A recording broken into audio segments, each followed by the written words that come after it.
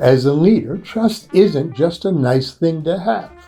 It's the oil that keeps the engine of teams running smoothly. Without it, communication stalls, conflicts turn hostile, and innovation grinds to a halt.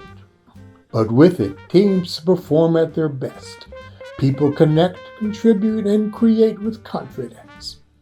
In this video, we'll explore the 5 expressions of trust. We'll debunk the myth that trust takes time. We'll explore ways to repair broken trust and the utmost importance of trusting yourself.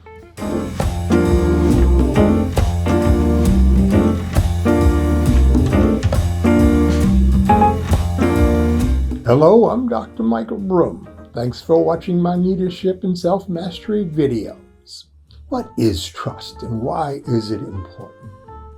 At its core, trust means this: I can count on you. It's the sense that someone will reliably fulfill our expectations of them. And for teams, trust is what allows people to step up, speak up, and take risk. Trust is the very foundation of effective teams whose members must collaborate and work together effectively. When trust breaks down, people feel threatened and protect themselves, sometimes aggressively, often passive-aggressively. The result is weak teams with poor connectivity. Their communication is poor, morale and engagement are low, and dysfunctional conflicts jump up and persist. Building trust is an imperative for any leader. But trust isn't one-dimensional. There are 5 key aspects that make it robust and real. The first is keeping agreements. You do what you'll say when you say you'll do it. That consistency builds reliability. Second is honesty. You tell me the truth as best you know it. You don't withhold or distort it. 3, openness. You share what I need to know, even before I know to ask. Your transparency helps me make better decisions. 4, you understand me. You get me.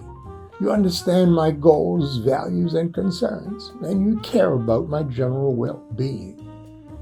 Finally is 5, loyalty.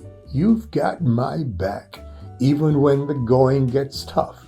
You're there to help me out. The strongest relationships are built on trust in all 5 areas and have been tested through hard times. Then there's the myth that trust takes time. Many people think trust is something that only grows with time, barring any breach, of course. It can deepen with time, but we can build a trustworthy foundation for it right now. Build that foundation quickly in 3 ways. 1, it's easy to say be non-judgmental, but judging is an important human function. But be conscious about expressing them or not. Manage your judgments well. 2, listen deeply to the concerns and emotions of your people. Be interested in and curious about them. 3, be open about your feelings, your concerns, and your intentions. Most people wait for others to do these things first. But as a leader, you go first. After all, leading is what leaders do. Your team will follow you for 2 reasons. 1, because trust is contagious when people feel trusted. And 2, because people tend to behave as their leaders do. Let's take a look at broken trust. The most prevalent cause of broken trust is unspoken and unmet expectations. People feel upset and betrayed not because someone failed, but because what they expected didn't happen. The greater the depth and importance of the expectation, the deeper the sense of betrayal. To prevent these steps, be clear and specific about what you expect of others. Find out the specifics of what others expect of you. Negotiate any discrepancies between expectations and what you and they are actually willing to do. But sometimes the trust breaks anyway. When that happens, start repair quickly and intentionally at the first hint of such a break. Here's how to rebuild broken trust when you've not met the expectations of others. Listen without judgment or interruption, especially when someone feels betrayed. Put aside your ego's desire for you to defend yourself. It's simply not relevant right now. Acknowledge your role in what happened and offer a sincere apology. Again, no justifications, please. Share your perspective clearly and calmly. Many breaches of trust are simply misunderstandings that can heal quickly if caught quickly. The longer trust remains broken, the more difficult the repair. Sometimes full trust may not return.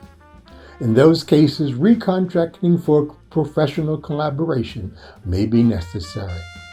That, too, is a form of mature leadership. In the case of someone not meeting your expectations, the most important trust of all is you trusting yourself. Trusting others can be problematic unless it rests on a foundation of trust in yourself. Even with the best of intentions, there will be times when your expectations will not be met. Maybe your expectations were not clearly communicated. Maybe there was a misalignment of understanding, or they lacked buy-in and motivation. Competing priorities can happen, along with maybe they just didn't have the capacity to meet your expectations. All are simply part of what can happen in the course of people trying to get something done together. Such unmet expectations are a part of life. They happen. But when we trust ourselves, we don't need others to always meet our expectations. We know we can handle it calmly, clearly, and constructively. Trusting yourself means you believe in your ability to respond to unmet expectations with wisdom, not reactivity. You stay curious instead of getting triggered. You choose with conscious intention your response, rather than being ruled by emotions or ego. That's the ultimate trust, and it's at the time that keeps teams and leaders strong, no matter what. In closing, trust is dynamic, it's multifaceted, and it starts with you. Understand it, model it, repair it when needed, and above all, build it from your inside out. Because the strength of your team begins with the strength of your trust. Like, share, and subscribe for more insights on conscious leadership.